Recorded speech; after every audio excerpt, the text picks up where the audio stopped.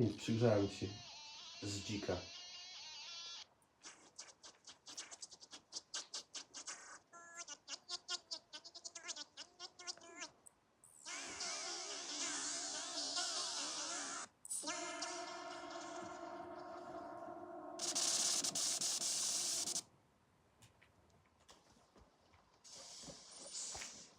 Make sure to like and subscribe.